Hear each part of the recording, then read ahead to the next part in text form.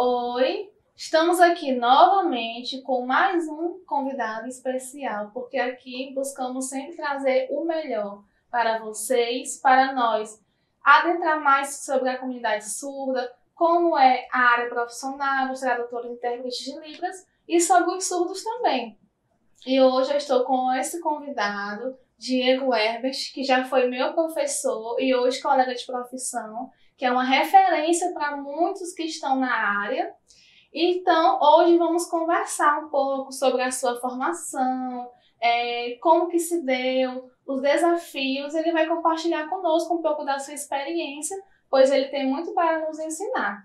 Boa tarde, Diego. Boa tarde, Arielle. É um prazer estar aqui. Fico muito feliz com o convite, viu? Muito satisfeito mesmo. Prazer é todo nosso. Seja bem-vindo. E vocês que estão aí, acompanhem até o fim. Não esqueçam de curtir, comentar e dar o feedback de vocês para a gente, porque é muito importante também. Então vamos lá, Diego, vamos conversar um pouco. Eu quero saber, você que é uma referência para mim, nunca escondi isso. Antes de ser meu professor, eu fiz um curso de formação de intérprete. Depois da minha formação, a nível técnico, eu fiz outro curso e você foi meu professor. Então, foi muito enriquecedor para mim ter sido sua aluna. Eu sempre deixei isso bem claro. E eu quero saber como foi para você, Diego, ter chegado a esse nível de influência na Libras, ser essa referência, como que se deu a sua formação, a escolha? Bom, então, primeiramente, eu gostaria de dizer que quando eu comecei na Libras, foi devido a uma necessidade real das minhas circunstâncias de vida, porque o meu irmão, ele é surdo, e desde criança eu precisava, né, aprender a me comunicar com ele. Então, o meu aprendizado da Libras foi bem natural. Na época, quando nós éramos crianças, ainda não havia essa nomenclatura Libras, né, porque a lei foi a partir de 2002. Então, na época, era chamada linguagem de sinais. Então, não tinha esse reconhecimento de língua. Então, o que nós aprendíamos era combinado entre nós e também amigos surdos que ele tinha. Aqueles sinais mais caseiros. Exatamente. Né? Esses sinais caseiros, ele acabavam que começavam a se proliferar, a ser compartilhado com outros surdos e outras pessoas que também tinham contato com esse grupo de surdos. Sim. E tem sinais que acabou se perpetuando, né? Se perpetuando até virar um sinal oficial, local, né? Como nós sabemos, hoje existem variações linguísticas dentro da Libras. Então, o Piauí tem, sim, alguns sinais que fazem parte desse processo. Então, o meu aprendizado foi dessa forma, em contato com o meu próprio irmão, em contato com os meus amigos surdos, porque eu também estudava em uma escola que era tida como uma escola integrativa, né, na época, ou inclusiva, só que havia classes especiais. Eu estudei na unidade escolar Paulo Ferraz, que ainda hoje é uma escola que também tem uma boa referência para receber alunos surdos aqui no Piauí. E quando eu estudava no Paulo Ferraz, eu tinha 8 anos de idade, então eu tinha contato com surdos que hoje, inclusive alguns já vieram aqui também dar entrevista, né?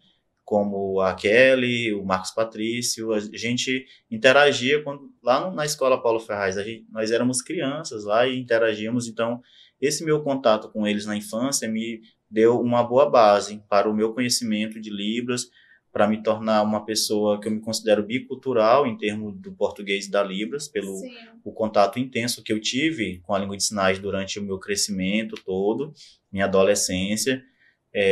Quando eu assistia televisão em casa, eu sempre procurava interpretar desenhos animados para o meu irmão, né? Então, isso já foi me dando a profissão de intérprete sem então, eu saber. Já era um intérprete caseiro. Caseiro, assim, na família, com grupos de amigos, eu sempre estava ali interpretando a comunicação entre meu irmão, amigos do meu irmão e as outras pessoas que estavam presentes.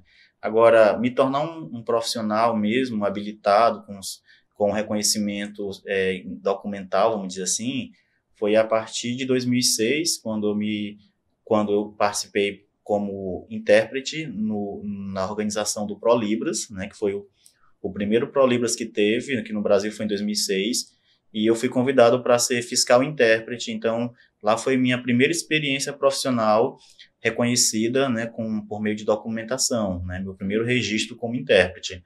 E a partir daí, 2007, eu já fiz o ProLibras e me tornei habilitado para dar aula de Libras, né, na época eu fazia letras em inglês na UFP e já tinha recebido o certificado em 2007 para ser instrutor de Libras. Resume só um pouquinho para as pessoas entenderem, porque muitos estão entrando na área agora e o ProLibras hoje não existe. Então explica só um pouco, resumidamente, o que era o ProLibras. Bom, então o ProLibras é um exame de proficiência em Libras que foi criado com o decreto em 2005, né, o decreto 5.626, 2005, e esse exame de proficiência foi criado com o objetivo de habilitar pessoas a trabalharem com a Libras. Isso, certificar, exatamente.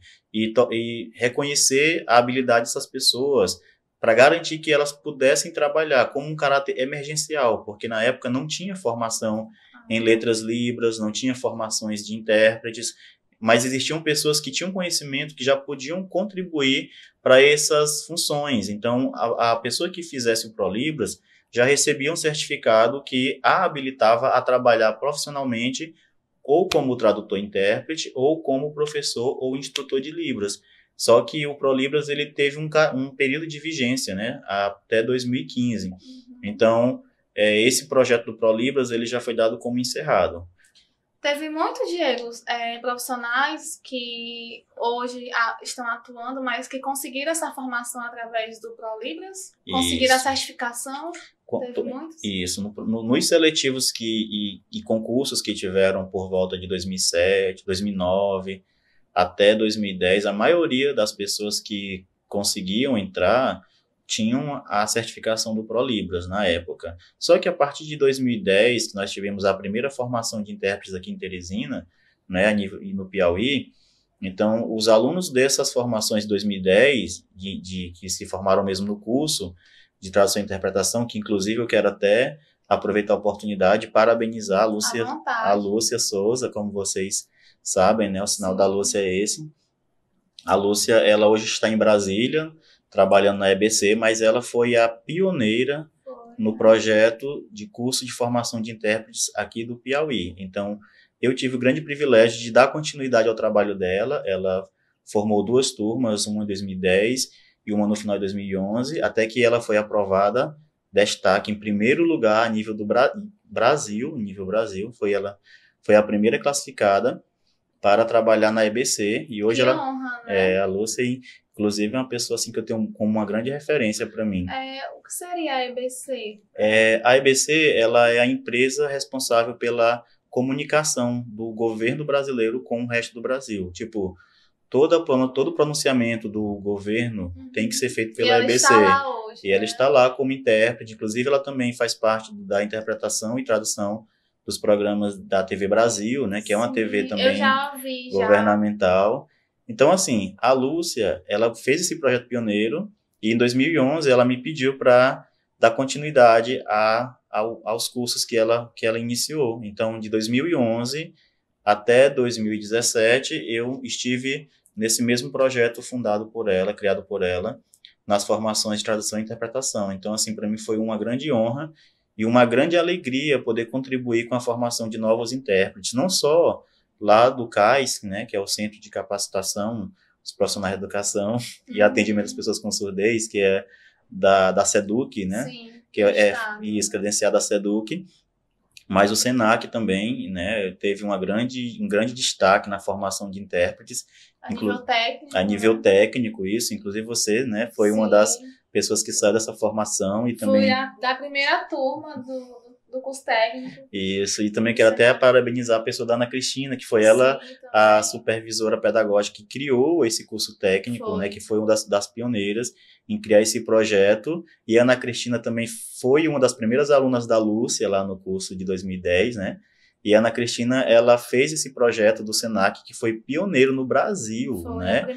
A primeira turma de curso técnico de tradução e interpretação do Brasil. Então, logo após surgiu em outros lugares, mas o projeto do Piauí foi pioneiro. Inclusive, eu tenho muito orgulho de ter feito parte da primeira turma, porque foi de lá que veio a minha formação e que me trouxe até aqui, né? Até hoje estou aqui devido a essa formação.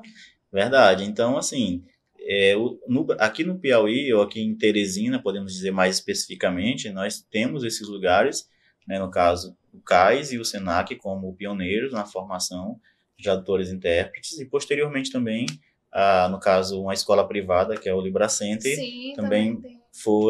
também lançou turmas de tradução e interpretação, e atualmente já está na 5ª turma. Então, também de lá está saindo pessoas que estão habilitados para trabalhar como intérpretes e tradutores também.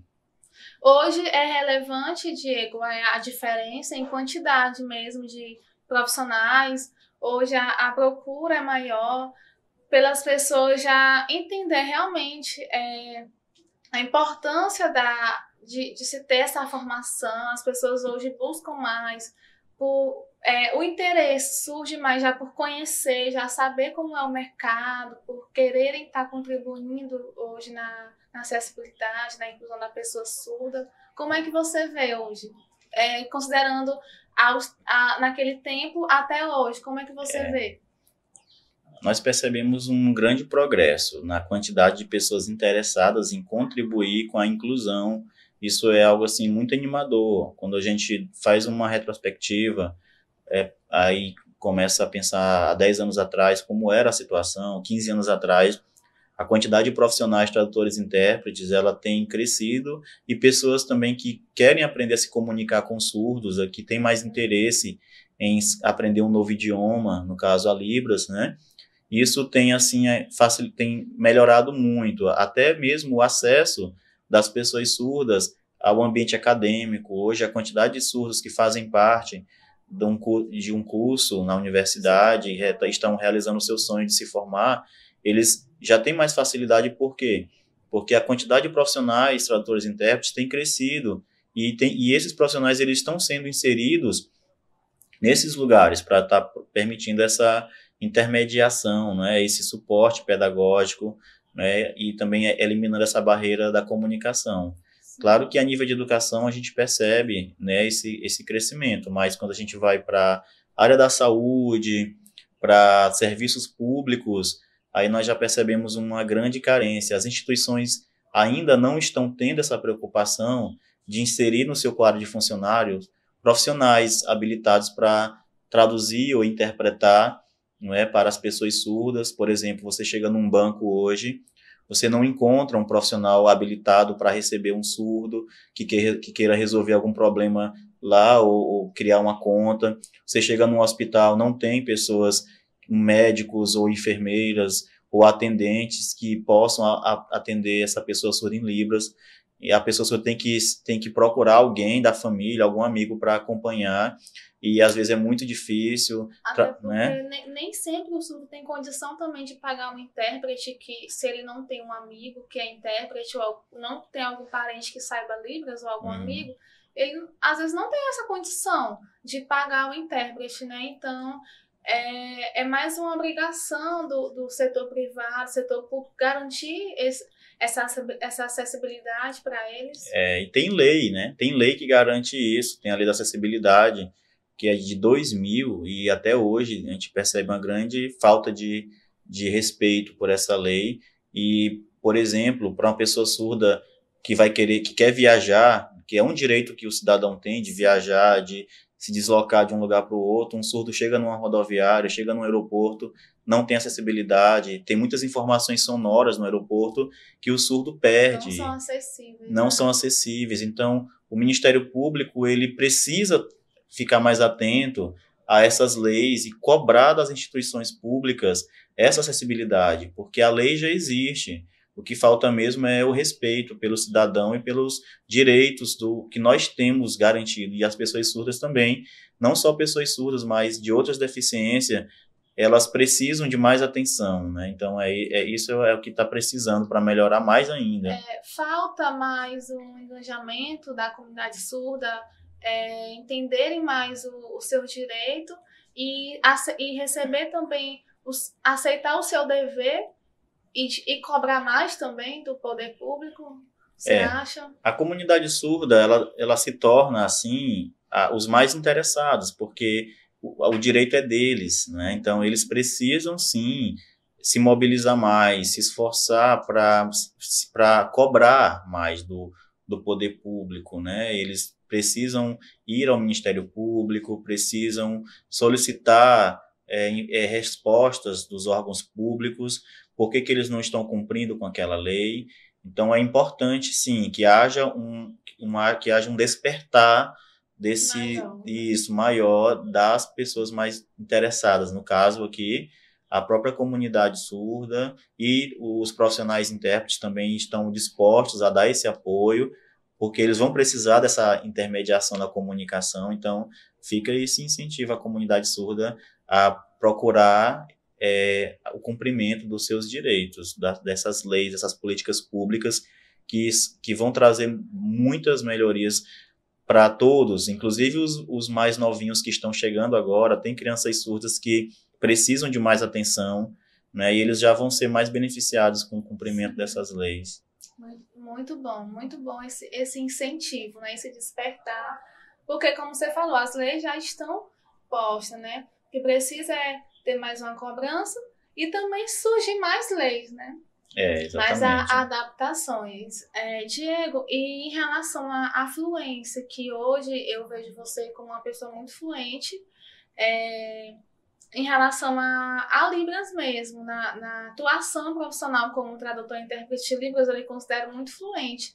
E claro que você consegue aceitar um trabalho, digamos, de interpretar qualquer contexto. Mas claro que o intérprete também tem essa liberdade de escolher aonde vai atuar ou não, né? Onde se identifica. E para o intérprete chegar nesse nível de fluência, é claro que o estudo ele é constante, você tem sempre que aprender, até porque a Libras é uma língua nova. Ainda tem muitas pesquisas, os centros universitários hoje, as formações de letras libras, estão buscando mais, adaptar mais e criar mais sinais também, né? Claro, a gente tem que estudar, pesquisar mais.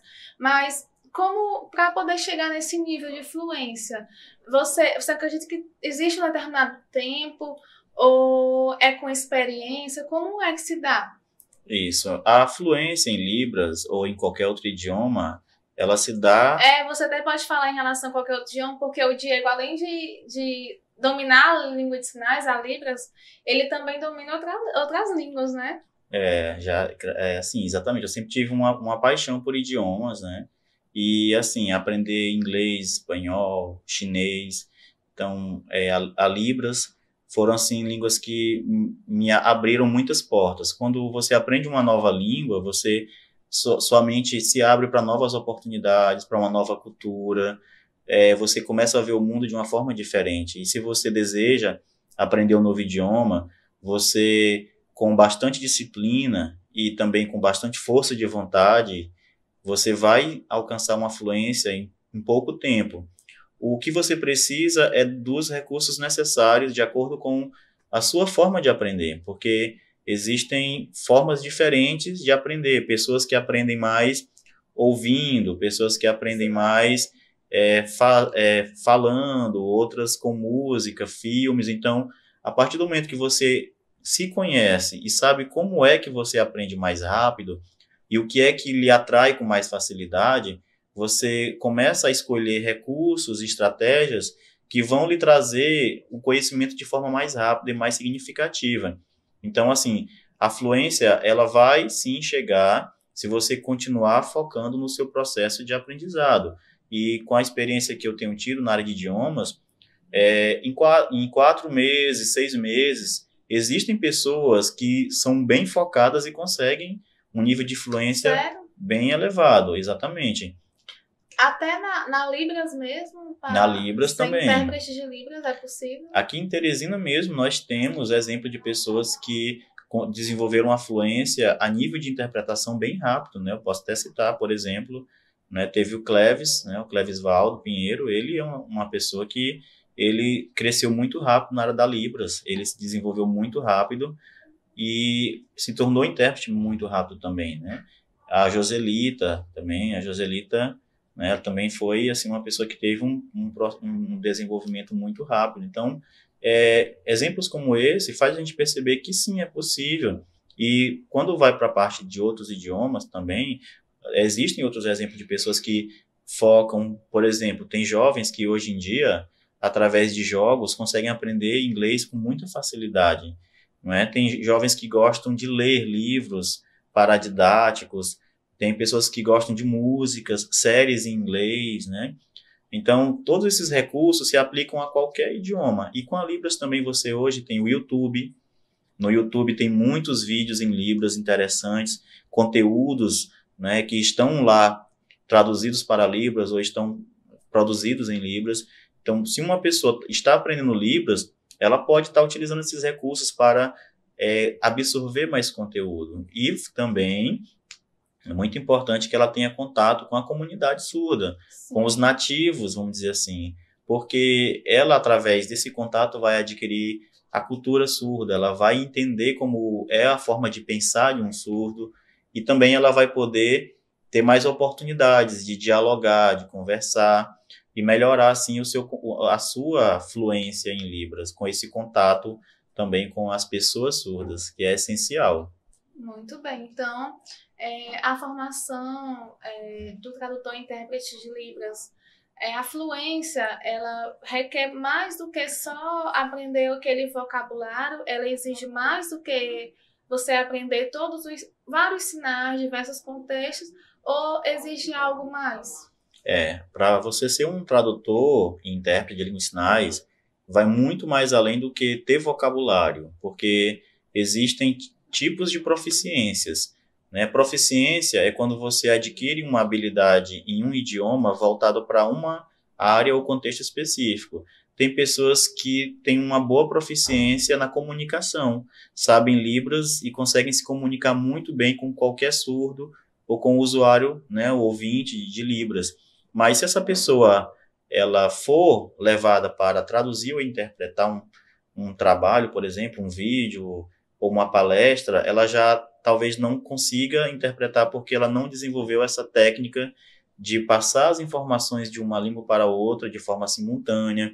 Existem várias estratégias que o intérprete precisa saber para poder fazer essa versão de informações em tempo hábil, né? Precisa ter muita prática. Então, é necessário um conhecimento técnico para ser Isso um requer tradutor. no decorrer das experiências também, né? Isso, a experiência ela é fundamental. Por isso, tem pessoas que estão começando que às vezes se sentem muito inseguras. Então, nós temos que entender que é um processo que ele é gradual. Então, se você está aprendendo Libras, está se formando para ser um tradutor-intérprete, tenha paciência, continue focando no seu progresso, leia bastante. Um segredo para você ser um bom intérprete é ler muito, leia bastante, esteja por dentro de todos os conteúdos, porque você vai precisar saber, conhecer o vocabulário do português, é essencial. Até porque tem que ter as estratégias também de adaptações, né? A Isso. diferença linguística existe também, né? Exatamente. As diferenças linguísticas, se você não conhecer, não tem como você fazer uma interpretação ou uma tradução de qualidade. É essencial conhecer as diferenças entre as duas línguas que você quer atuar. Sim. Até porque quando no próprio Código de Ética do Tradutor e Intérprete de Libras, ele diz muito sobre isso. Nós temos que ter consciência e saber escolher, aceitar onde você vai atuar, né? Ter o reconhecimento de até onde você já está apto e até onde você não está. Isso, porque o tradutor-intérprete, por mais que ele se encaixe em vários contextos, a tendência é que ele se torne cada vez mais especializado, por pessoas que vão atuar apenas na área educacional, vai ter profissionais que vão atuar apenas na área da saúde, vai ter profissionais que vão atuar na área artística. A tendência é que isso aconteça futuramente, porque ainda hoje o profissional tradutor-intérprete, devido à carência de profissionais existente ainda, ele precisa estar indo para diversos âmbitos, judiciário, não é? na área do direito, na área da saúde, mas, por exemplo, eu não me sinto seguro para fazer uma interpretação ou tradução na área da medicina, porque não é minha área de estudo. Eu não conheço o vocabulário técnico da área. Se eu fosse precisar fazer um trabalho nessa área, eu precisaria estudar bastante antes de começar o trabalho em si. Mas se for um profissional que já seja da área da saúde, que já seja, ou pelo menos de uma área afim, por exemplo, da biologia, seja formado nessa área ou tenha uma formação específica voltada para a área, né, da anatomia ou da saúde, né, de qualquer coisa que esteja relacionada, vai ter mais facilidade, assim como tem intérpretes que são formados em matemática. Então, eles têm muita facilidade no contexto da educacional matemático, né? Eu sou formado em letras, eu já me sinto muito mais confortável para interpretar conteúdos da área da linguística, literatura, linguagens. Eu ia lhe perguntar, qual o contexto que você mais se identifica e qual você mais atua? Isso, atualmente eu atuo na área educacional, né? Tanto como professor de idiomas, também como tradutor e intérprete. Mas existem aqueles temas que são mais gerais, como, por exemplo, falar sobre inclusão, né? Vai ter um evento, vai ter um fórum sobre inclusão. Então, quase todos os intérpretes estão preparados para esse tipo de contexto, que são temas mais gerais, temas que falam sobre políticas públicas. Então, esse foi o foco que eu atuei durante todo esse período, mas já tive experiências no âmbito judicial, por exemplo. Já interpretei audiências jurídicas, né, onde dos envolvidos lá no processo estava, por exemplo, sendo acusado de um crime. Então, foi um processo muito sério, muito delicado, que o profissional, para atuar nesse âmbito, ele precisa estar preparado, precisa saber todo o procedimento, até porque o seu nome também vai estar registrado como sendo... Até porque foi um mediador, né, na mediador. Então, se o profissional não estiver preparado para interpretar uma audiência jurídica, ele pode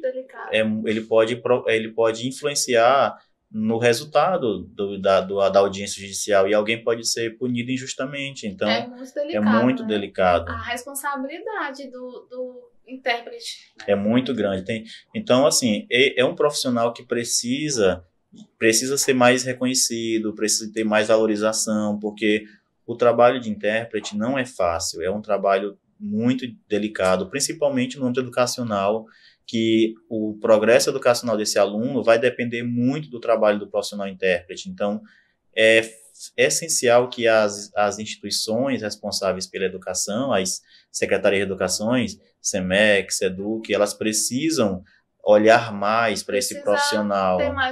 Valorizar mais, Diego? Com certeza. A valorização, a formação continuada, ela é muito importante. Não tem. Para o profissional tradutor e intérprete, aqui no Piauí, não tem essa formação continuada, não tem o cargo criado. Não tem a regulamentação ainda. Isso, não tem a regulamentação. Então, infelizmente, no nosso estado, há um atraso muito grande de reconhecimento desse profissional.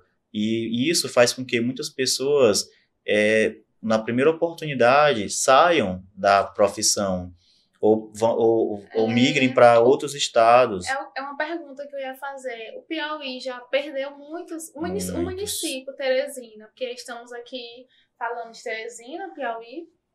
Isso. E já perdemos muitos profissionais.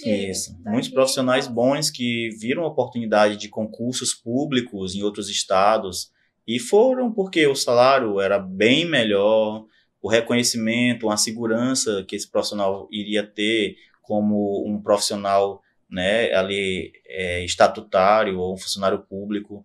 E isso faz com que o Estado forme pessoas excelentes, mas que pessoas que vão embora para prestar o seu serviço em outros estados. Então, é necessário que o próprio Estado, a própria prefeitura, as prefeituras do Estado absorvam, né, os profissionais que estão se formando aqui. Mas para ela fazer esse recolhimento desses profissionais, incluí-los no serviço público, é necessário que haja decretos, que haja regulamentação, que haja concursos públicos, porque o profissional ele entra, faz um contrato de, no máximo, 1 ano, 2 anos, e depois o profissional sai. E sim, e a continuidade do trabalho, como é que vai ser feita? E os alunos surdos também, né? Perdem Na bastante, sala de né? aula também, né? Tem um retrocesso. Acaba tendo esse Infelizmente, retrocesso. infelizmente. E já são mais de 15 anos, 10 anos, se eu não me engano, a nível estadual, que sempre tem aquele mesmo sistema de seletivo. E eu já, desde quando eu entrei na área, eu já fiz parte, né, faço parte desses profissionais que estão inseridos na educação inclusiva, como tradutor e intérprete de língua educacional, e não mudou, né, a realidade. Eu já entrei, já existia, estou e ainda continua. O primeiro foi em 2005, no final de 2005, para absorver profissionais para começar a atuar em 2006, né? Então, de lá para cá, já temos mais de 10 anos nesse mesmo processo, né? Dá 15 anos praticamente, 15 anos que nós estamos nesse processo de contratação temporária, sendo que O que falta para existir essa regulamentação? Porque nós temos já uma associação federal, a FEBRAPILSP, já existe essa regulamentação em outros estados, Isso. Já existe, e o que está faltando? Aqui no estado do Piauí, o que está faltando mesmo é a criação do cargo, né? Porque existe um plano de cargos e salários e o Estado precisa incluir esse profissional, né? Precisa incluir a necessidade desse profissional, não só na escola, mas nos hospitais. Que seria, então, a regulamentação da profissão. Isso, exatamente. Regulamentar a profissão para poder criar essa lei, né? Ou leis que garantam a inclusão desse profissional, não só nos órgãos públicos, mas também nos órgãos privados, que também prestam serviço público. Então, claro, né, tem que ter concursos públicos, né, que a gente sabe que no Brasil é dessa forma que funciona. As instituições públicas, para poderem ter um profissional ali no seu quadro de funcionários, ela precisa ter esse cargo criado em lei, né, que dê um plano de cargos e salários. Então, isso é necessário. É algo que é fácil de ser feito. É fácil, mas só precisa mesmo de boa vontade e de iniciativa pública. Isso depende do poder público, do Ministério Público ou pessoas dentro da área política. Assim, poderia estar influenciando para ser exatamente. feito. Os deputados, né, os vereadores precisam ter um olhar mais direcionado para a inclusão, pensarem em propostas inclusivas que envolva profissionais habilitados para não só para atuar nesses lugares onde há essa necessidade, mas também que haja mais adaptabilidade ou adaptação estrutural, por exemplo. A gente vê que aqui em Teresina, por exemplo, não só aqui em Teresina, mas a gente vê isso no Brasil todo, acessibilidade em calçadas, né? A gente vê que transporte público deixa muito a desejar quanto à acessibilidade, não só a parte estrutural e também a parte da comunicação. É porque, assim, a acessibilidade, ela engloba diversas especificidades, né? Então, acredito que falta muito também esse conhecimento de buscar entender como é a especificidade de cada tipo de deficiência e da acessibilidade, né? Isso. E assim, precisa de mais pessoas engajadas com a inclusão, pessoas que estejam engajadas dentro do poder público. É importante que no período das eleições os eleitores saibam escolher o candidato, vejam as propostas, que procurem ver o histórico desse candidato para saber se ele realmente vai fazer a diferença, se ele tem propostas que são voltadas para a inclusão de todos, né? Também nós não podemos só focar nas pessoas com deficiência, mas assim, todo mundo precisa, né, se sentir digno, se sentir normal, então se sentir respeitado, mas nós precisamos estar mais atento aos nossos representantes políticos E infelizmente, nós percebemos claramente que as pessoas, a nível assim, nacional, elas têm uma grande acomodação, né, e preguiça mesmo de ler, de ir atrás das informações, e são fáceis de serem influenciadas para escolher candidato A ou B, e esquecem, às vezes, do C e do D, que tem também estão propostas ali até mais querendo a interessantes, né? atenção, né? E Diego, na eleição passada, né, por cargo de presidente do Brasil, houve uma divergência muito grande, diversas opiniões, existe os dois lados, que é a direita e a esquerda, e isso é nítido, a gente não pode dizer que não existe porque existe. E a sociedade em si, né, se envolveu agarrando um lado, o outro do outro. E a comunidade surda, eu percebi que também se posicionou, né? A comunidade surda nessa última eleição que teve, para presidente, principalmente, a comunidade surda estava bem mesmo envolvida, declarando o seu voto, o seu lado. E muitos acredito que apostaram na atual gestão. Quero que você fale aqui como profissional, sua visão profissional, claro. Muitos surdos, a comunidade surda também profissionais da área, apostaram muito na atual gestão, que estão hoje. Assim, na sua visão como profissional, foi prometido, teve propostas para a comunidade surda, de certa forma, demonstraram, né, teve todo, no começo da aprovação, quando foi eleito, né, o atual presidente, a primeira-dama estava lá, eles se mostraram realmente que iriam estar envolvidos apoiando a causa da comunidade surda. E eu queria saber, hoje, você acha que teve algo assim que foi um diferencial? Teve algo que realmente, não, agora vai para frente, a comunidade surda vai conseguir ter um respaldo maior? Porque muitos apostaram. É isso. Sua visão como profissional, o que você acha que já foi feito para a comunidade surda? Então, assim, quando a gente fala de legislação, de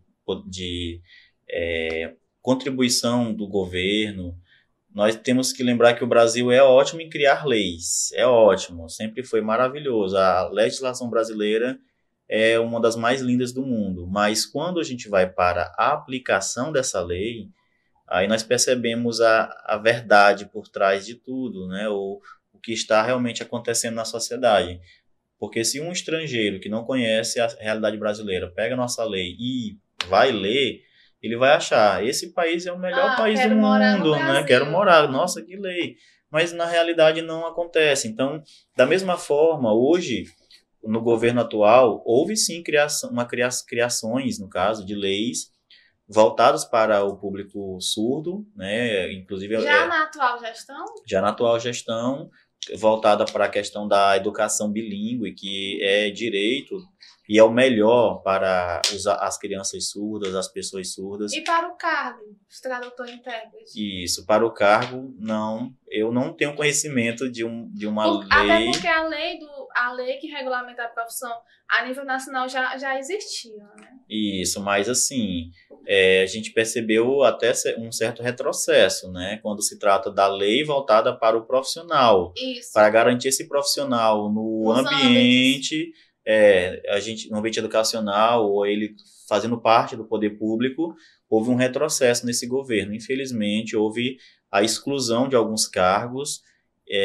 Então, assim, a gente percebe que o progresso, de fato, não aconteceu. Eu pergunto porque durante, né, toda a campanha, toda a luta lá para ser eleito, eu vi muitos profissionais da nossa área acreditando, apostando, e eu pergunto para saber se você tem conhecimento, se teve algum desenvolvimento além da comunidade surda em si, da escola bilíngue, como tem a lei, mas para o tradutor e intérprete de Libras, né, sobre o nosso cargo. Porque a lei já existia, mas ela foi de fato mais vista com mais atenção, os ambientes socioocupacionais. Isso, não, até porque esse período, né, a gente sabe que o Brasil e o mundo passaram por um processo muito difícil, a questão da pandemia. Então, isso realmente afetou Você acredita que todo, pode ter afetou atrapalhado? tudo, né? Tudo foi afetado. Então, é até difícil a gente dizer, né, teve um progresso, ou não teve, porque a pandemia também ela tornou bem mais difícil a sociedade, a evolução da sociedade, né, nesse contexto. Mas, indo para a questão mesmo da posição, da postura, né, do governo, eu entendo que isso foi bem deficiente, né, essa preocupação. Mas, como eu disse, a questão da pandemia também tomou, Teve também. teve todo afetou bastante, né, mas a comunidade surda e os profissionais tradutores de intérprete de Libras precisam ler mais, precisam pesquisar mais sobre as propostas, sobre o histórico do O candidato. histórico é importante também. Muito importante. Saber se ele já fez trabalhos anteriormente sobre Não só no momento ali de estar pedindo voto. no período da campanha política, eles fazem tudo, saem abraçando pessoas em todo lugar, prometem que vão ajudar pessoas que estão ali marginalizadas, pessoas que estão em situação de uma forma risco. geral. Mas se você for pegar o histórico, será que esse candidato apoiava uma instituição filantrópica ou apoiava um abrigo, por exemplo? Por exemplo, existem candidatos que dizem que vão ajudar as pessoas com deficiência, mas será que esse candidato ele já trabalhou na área de inclusão? Até porque muitos não estão no primeiro mandato, né? Já vem de outros mandatos. Isso, exatamente. Também. Então tem todo hoje as informações estão aí. Quem quiser precisa ir atrás, precisa mesmo para poder fazer uma boa escolha e a gente continuar trazendo o melhor para o nosso país e para o nosso estado. Isso a gente fala como profissional, porque a gente necessita, né, ter esses recursos que dependem deles também, que estão nos representando no cenário político. Isso mesmo. E só para a gente finalizar, Diego, eu queria também saber, eu tenho uma curiosidade, e acredito que muitos também têm essa curiosidade, os futuros intérpretes que estão hoje, a gente vê que tem muitas turmas que estão em andamento aqui no estado, em Teresina também, porque na finalização de uma formação, para se ter a habilitação de tradutor e intérprete de Libras, necessita-se também de uma banca, né, avaliativa. Então, qual que é o segredo da banca, Diego? Que muitos temem a banca. Eu sei que você já esteve presente em diversas bancas avaliando, na banca avaliativa. Na reta final já do tradutor e intérprete de Libras estarem se formando, estudou na sala de aula, mas precisa passar por essa banca, né, para poder garantir, de fato, a certificação. É uma prova, né, que é feita de 2 modalidades. Você pode estar explicando um pouco resumidamente. E qual é o segredo da banca? Existe um segredo ou qual é? Tem pessoas que até às vezes já estão cansadas de ouvir, né? O segredo é manter a calma e mostrar o que você sabe, já ouvi, né? Demais. Porque, de fato, o nervosismo no momento da banca avaliativa é o que mais atrapalha os candidatos. Então, a pessoa ela precisa estar segura de si, ela precisa ter consciência do seu potencial, do que você sabe e mostrar o que você sabe. O que acontece hoje em dia é que as pessoas se preocupam muito com a opinião do outro e se esquecem de mostrar o que elas sabem de fato. Ela se preocupa muito mais com a opinião, o que o outro vai achar, do que com o que ela sabe. E o que vai ser avaliado no momento. E o que vai ser avaliado. Então, o nervosismo tem eliminado muitas pessoas, né? E também... Eu sou um exemplo, eu posso falar, Diego.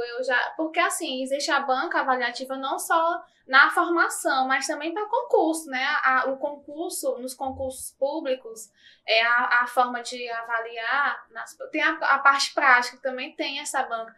E eu já tive essa experiência de participar de uma banca num concurso do IF, minha primeira experiência, e eu travei. Eu tinha todo o meu conhecimento, contato demais com outros intérpretes, com surdos, já atuava como intérprete na banca, eu já travei. Mas verdade. serviu de aprendizado, graças a Isso. Deus, e fiz novamente, passei, fui aprovada, né? Olha aí, né? Então, assim, é verdade. A questão da segurança, né? Claro que você não pode ser autoconfiante em excesso, né? Mas precisa se preparar bem, precisa treinar, ter conhecimento do tema. E normalmente vão pedir para você se apresentar. Então, sempre que for participar de uma banca avaliativa, já vá com um esboço mental. Saiba o que você vai falar sobre você. Quando eles pedem no início, se É 5 apresente. minutos de apresentação. Normalmente eles dão 5 minutos de apresentação. Então, 5 minutos não é só para você dizer meu nome, meu sinal e eu trabalho com isso. 5 minutos vai envolver você falar um pouco sobre sua história, como você aprendeu Libras, o que está lhe trazendo para aquele momento. Tentar resumir um pouco. Resumir, né? aproveite bem o tempo, porque quando é dado um tempo de 5 minutos para uma apresentação, 20 minutos para um tempo total da sua defesa ou você tem que saber aproveitar o tempo, porque isso conta muito, porque durante o uso do seu tempo, você vai mostrar que você está confiante, que você está seguro, você não teve nada decorado antes só para apresentar, porque decorar também é muito arriscado. Porque normalmente quando você tenta decorar uma apresentação e bate um nervosismo ou ansiedade, é certo que você esquece na hora. Então, tem que deixar fluir. Deixar mais, fluir né? com o que você sabe. Se você chegou ali, é porque você está se sentindo preparado. Então, mostre o que você sabe, deixa fluir, sem se preocupar com os erros. Porque quanto mais você se preocupa com a possibilidade de errar, você antecipa esse sofrimento que promove o erro. Né? E quem está ali presente na banca, no caso você, a pessoa deixar de lado que tem o Diego e focar no que ela vai Isso, fazer. tem candidatos que evitam olhar no olho dos avaliadores. Eles chegam, já olham para a parede atrás e a gente tenta manter ali Até um porque contato. nos bastidores, quando sai o sorteio da banca, as pessoas ficam, eita, quem tá na banca tá lá, e tal pessoa, vou ficar no clube. Tá pensando, nossa, tenho medo. Isso. Então a gente tem que quebrar esse tabu, né? É. Porque se você for bom, pode ser quem for, você vai ser bom. Né? Exatamente. E isso se chama ansiedade, né? Antecipação de um sofrimento que nem aconteceu. Isso já promove toda uma instabilidade emocional que vai atrapalhar. Eu falando aqui, mas só eu sei também como eu já passei, né? O ideal é que a pessoa, o candidato, ao chegar dentro da sala onde vai acontecer a banca, ele olhe no olho de cada um dos que estão ali na banca, respire fundo e ele vai se sentir bem melhor. A partir do momento que ele olha para as pessoas, respira fundo e ele vai com certeza sair melhor do que ele chegar e não olhar para ninguém, olhar para cima ou lá para baixo. A falta desse contato visual perde muito ponto. Então, uma dica para você ficar atento quando for participar de uma banca avaliativa, viu? Já peguei aqui, viu? Isso, pois é isso. Diego, foi muito bom o papo. Meu Deus, quanto conhecimento, chamada também para a sociedade, para as pessoas, para os profissionais também que estão aí assistindo, para a comunidade surda também, muito enriquecedor. O Diego tem muito a nos ensinar. É a primeira vez dele, vai voltar mais vezes, com certeza, Diego. Vou ficar muito feliz com o convite, muito bom, vai ser um prazer. É muito bom ter você aqui. Pode deixar suas considerações finais, pode ficar à vontade. Eu só tenho a dizer que essa oportunidade que eu estou tendo de compartilhar sobre a minha experiência, a minha visão, é um momento muito importante, porque todos nós temos algo a contribuir com a sociedade. Então, se você tem algo a contribuir, se você sabe o que você pode contribuir, coloque em prática, faça um projeto, mostre o que você tem em mente, procure fazer o melhor para a sociedade, para melhorar a condição de todos. Se você está em casa, não sabe o que fazer, corre, vai aprender um novo idioma, vai aprender Libras, vai para um curso de uma capacitação, coloque o seu potencial para fora, porque todos nós estamos aqui para contribuir com algo para a sociedade. Precisamos saber o que é e colocar para fora, mostrar o nosso talento. Então, é um momento muito importante, né, de compartilhar. E eu fico muito feliz pelo convite e me coloco à disposição para outros momentos como esse, que é bastante enriquecedor, não só, eu acho, para quem está nos assistindo, mas para nós que estamos aqui também, nesse diálogo. É um aprendizado gigantesco. É verdade. Então, gente, obrigada a todos que estavam acompanhando a gente. Curtam, compartilhem e se inscrevam no canal também. Até logo. Tchau, tchau.